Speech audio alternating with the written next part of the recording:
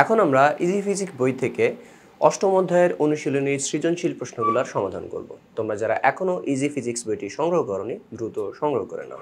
তো চলো আমরা প্রশ্নে চলে আসি। তো এইখানে প্রথম যে প্রশ্নটা এটা জিজ্ঞেস করছে উত্তল দর্পণ কোথায় ব্যবহার করা হয়। উত্তল দর্পণ কোথায় ব্যবহার হয়? তো আমরা জানি উত্তল দর্পণ ব্যবহার হয় গাড়িতে। গাড়ির কোথায়? যে গাড়ির জানালার পাশে যেই দর্পণগুলো চেয়ে থাকে ওইখানে উত্তল দর্পণ ব্যবহার করা হয়। কেন উত্তল দর্পণ ব্যবহার করা হয়? যেন পিছনের দৃশ্য ভালোভাবে দেখা যায় গাড়ির সাইড ভিউ মিররে। এরপরে প্রতিফলন কয় প্রকার? আমরা জানি হচ্ছে গিয়ে আলোর প্রতিফলন দুই প্রকার। একটা হচ্ছে গিয়ে আলোর নিয়মিত প্রতিফলন আর একটা হচ্ছে গিয়ে আলোর অনিয়মিত প্রতিফলন। তো নিয়মিত প্রতিফলন এর আরেকটা নাম আছে সুষম প্রতিফলন, আর অনিয়মিত প্রতিফলনের আরেকটা নাম আছে ব্যাপ্ত প্রতিফলন। তাহলে বলা যায় যে আলোর প্রতিফলন দুই ধরনের, একটা হচ্ছে গিয়ে নিয়মিত বা সুষম প্রতিফলন, আর একটা হচ্ছে গিয়ে অনিয়মিত বা ব্যাপ্ত প্রতিফলন। তাহলে এখানে প্রতিফলন হচ্ছে গিয়ে কত প্রকার? এর অ্যান্সার হবে গ, দুই প্রকার। এরপরে যে প্রশ্নটা এখানে কি জিজ্ঞেস করছে যে সমতল দর্পণে সৃষ্ট প্রতিবিম্ব কিরকম হয়? সমতল দর্পণে সৃষ্ট প্রতিবিম্ব আকারে লক্ষ্যবস্তুর সমান হয়, অর্থাৎ প্রতিবিম্বের আকারটা লক্ষ্যবস্তুর সমান হবে। হ্যাঁ, এটা সত্যি কথা। কেন? আমরা সমতল দর্পণে যে প্রতিবিম্বগুলো দেখে থাকি ওই প্রতিবিম্বগুলা বস্তুর দৈর্ঘ্যের সমান হয়, প্রতিবিম্বের দৈর্ঘ্যগুলা বস্তুর দৈর্ঘ্যের সমান হয়, অর্থাৎ প্রতিবিম্বের আকার এবং বস্তুর আকার দুটাই সমান। এরপরে পর্দায় গঠন করা যায়। দেখো, পর্দায় গঠন করা যায় হচ্ছে কি শুধুমাত্র বাস্তব প্রতিবিম্বগুলা, কিন্তু সমতল দর্পণে সবসময় অবাস্তব প্রতিবিম্ব গঠন হয়।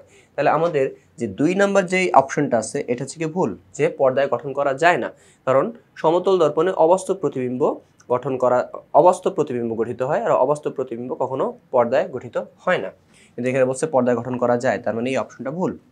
3 নম্বর বলছে দর্পণ থেকে বস্তুর দূরত্বের সমান দূরত্বে গঠিত হয়, অর্থাৎ যে প্রতিবিম্বটা তৈরি হয় এর যে দূরত্বটা, এই দূরত্ব দর্পণ থেকে বস্তুর দূরত্বের সমান হয়। আরেকবার বলতেছি যে এখানে বলছে দর্পণ থেকে বস্তুর দূরত্বর সমান দূরত্বে গঠিত হয়, অর্থাৎ দর্পণ থেকে বস্তুর দূরত্ব যত, দর্পণ থেকে প্রতিবিম্বের দূরত্ব এক্স্যাক্টলি ততই হয়, অর্থাৎ বস্তুর দূরত্ব এবং প্রতিবিম্বের দূরত্ব সমান হয়। তার মানে এইটা ঠিক আছে, এই অপশনটাও ঠিক আছে। তাহলে আমাদের অ্যান্সার হচ্ছে গিয়ে কত? 1 এবং 3। 1 এবং 3 আছে গ নম্বরে, তাহলে হচ্ছে গিয়ে আমাদের 3 অ্যান্সার হচ্ছে গিয়ে গ। এরপরে যে প্রশ্নটা এখানে দেখো যে উদ্দীপকের আলোকে 4 এবং 5 নম্বর প্রশ্নের উত্তর দিতে হবে।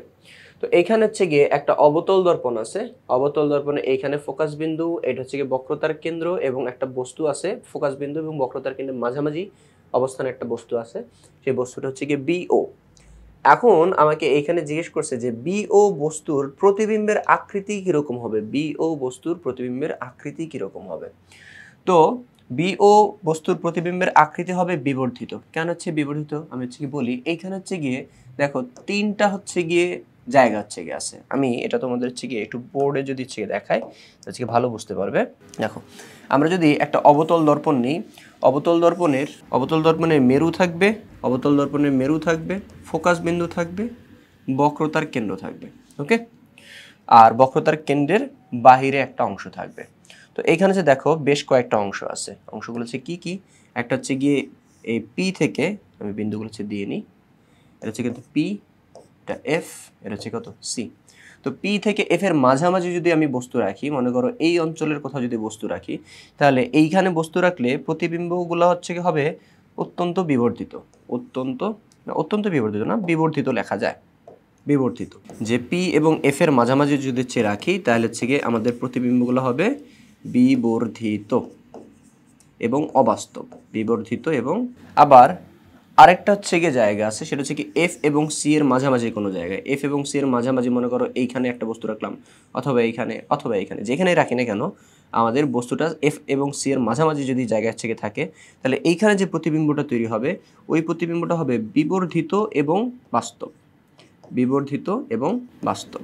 আর সি এর বাইরে যে অংশটা আছে, সি এর বাইরের যে অংশটা আছে, এই অংশটা এইখানে হবে ক্ষর্বিত এবং বাস্তব। এইখানের প্রতিবিম্বটা হবে ক্ষর্বিত এবং বাস্তব। ওকে, তো এখন আমাদের বিও বস্তুটা কোথায় ছিল? আমাদের বিও বস্তুটা ছিল কোথায়? সি এবং এফ এর মাঝখানে। এই যে আমরা যদি সেই প্রশ্ন থেকে চলে আসি তাহলে এখানে দেখা যাবে যে দেখো বিও বস্তুটা কোথায়? এফ এবং সি এর মাঝখানে। তো এফ এবং সি এর মাঝখানে যদি হচ্ছে গিয়ে হয়, এফ এবং সি এর মাঝখানে যদি হচ্ছে গিয়ে হয়, তাহলে হচ্ছে গিয়ে দেখা যাচ্ছে যে আমাদের প্রতিবিম্বটা কিরকম হয়, বিবর্ধিত এবং বাস্তব, বিবর্ধিত এবং বাস্তব। তাহলে এখান থেকে হচ্ছে বলা যায় যে বি ও বস্তুর প্রতিবিম্বের আকৃতি কিরকম হবে, বিবর্ধিত। এখানে বাস্তব অবাস্তবের কথা জিজ্ঞেস করে নাই, জাস্ট জানতে চাইছে বিবর্ধিত না খর্বিত, বাস্তব না অবাস্তব। তাহলে হচ্ছে আমরা এখানে থেকে বলতে পারি যে এটা বিবর্ধিত হচ্ছে হবে। তাহলে আমাদের 4-এর অ্যান্সার হবে হচ্ছে গিয়ে ক।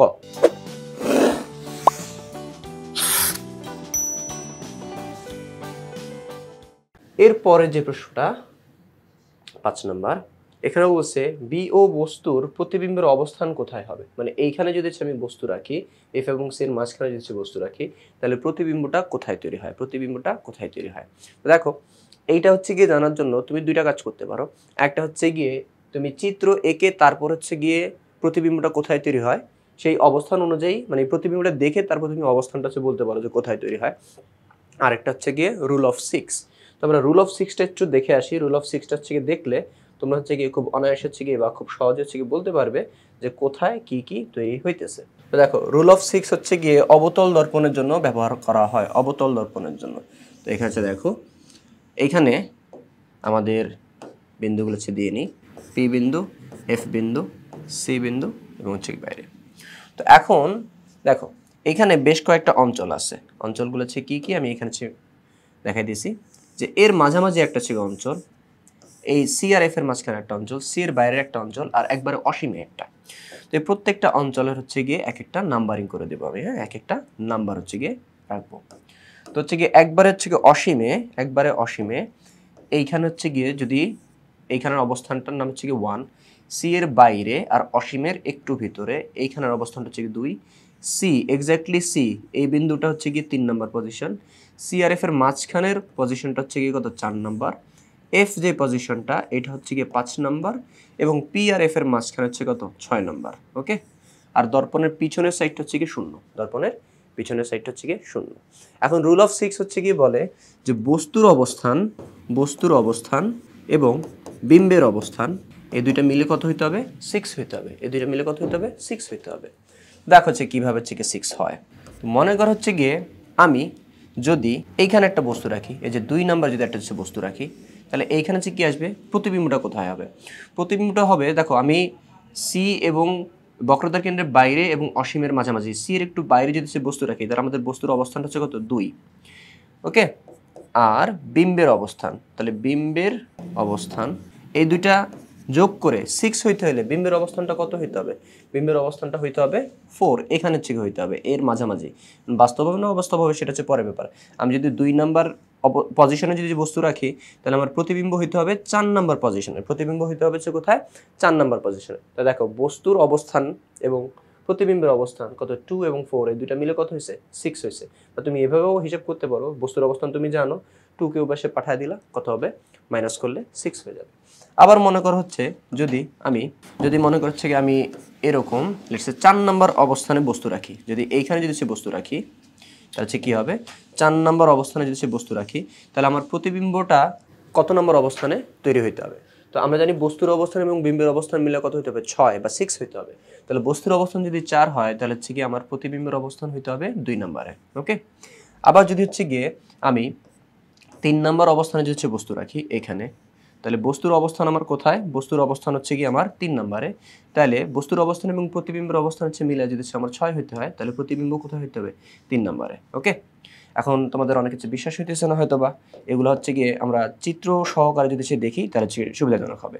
মনে করছে কত যে 2 নম্বর অবস্থান হচ্ছে আমি একটা বস্তু রাখলাম, তো রাখলে এখান থেকে হচ্ছে কি করতে হবে আমার প্রতিবিম্ব আঁকতে হবে। তো প্রতিবিম্ব আঁকার জন্য কি করব, প্রধান আকার সমান্তরালে একটা আলোক রশ্মি নিব, সেটা ফোকাস বিন্দুর মধ্য দিয়ে যাবে। ওকে, আবার আরেকটা আলোক রশ্মি কি করব ফোকাস বিন্দুর মধ্য দিয়ে নিব, তাহলে সেটা কি করবে প্রধান আকার সমান্তরালে চলে যাবে। তাহলে সে দেখো কোন জায়গায় তৈরি হইতেছে আমার প্রতিবিম্বটা, আমার যে প্রতিবিম্বটা তৈরি হইতেছে সেই প্রতিবিম্বটা তৈরি হইতেছে দেখো যে 4 নাম্বার পজিশনে। ওকে, তাহলে বস্তু যত 2 নাম্বার পজিশনে, প্রতিবিম্ব কোথায় 4 নাম্বার পজিশনে, এটা মিলে চলবেই। তুমি বস্তুকে 3 নাম্বার পজিশনে রাখলে এটাকে 6 মিলানোর জন্য আমাদের প্রতিবিম্বটা হচ্ছে কোথায় 3 হবে। তোমরা জানো সি এর উপরে বস্তু রাখলে প্রতিবিম্বটা কি সমান দৈর্ঘ্যের সি এর উপরে থেকে হয়। আবার তুমি যদি এইখানে আমি আরেকটা চিত্র সে দেখাই, পি এটা এফ এটা হচ্ছে কত সি। এখন লেটস সে আমরা যদি হচ্ছে গিয়ে এইখানে যদি হচ্ছে বসাই, এর পজিশনটা হচ্ছে কত ছিল 5 নম্বরে, হ্যাঁ 5 না এটা হচ্ছে কি ছিল 6, এটা হচ্ছে কত 1 এটা হচ্ছে 2 3, এটা 4, এটা হচ্ছে 5 আর হচ্ছে কত 6। তাহলে আমি যদি 6 নম্বর পজিশনে যদি সে বস্তুকে রাখি, 6 নম্বর পজিশনে সে বস্তু রাখলে আর দর্পণের পিছনে কত 0, 6 নম্বর পজিশনে যদি সে বস্তু রাখি তাহলে হচ্ছে কি আমার প্রতিবিম্বর চেয়ে কত কত হইতে হবে 0 নম্বর আসতে হবে। কেন? কারণ বস্তুর অবস্থান এবং প্রতিবিম্বের অবস্থান মিলে হচ্ছে কত 6 হইতে হবে। তাহলে সে দেখো এখানে হচ্ছে কত প্রধান অক্ষ সমান্তরালে আসবে, ফোকাস বিন্দুর মধ্যে দিয়ে চলে যাবে, আর এটা হচ্ছে কোথায় এই যে সি এর বরাবর আসবে, সি এর বরাবর প্রতিফলিত হয়ে চলে যাবে।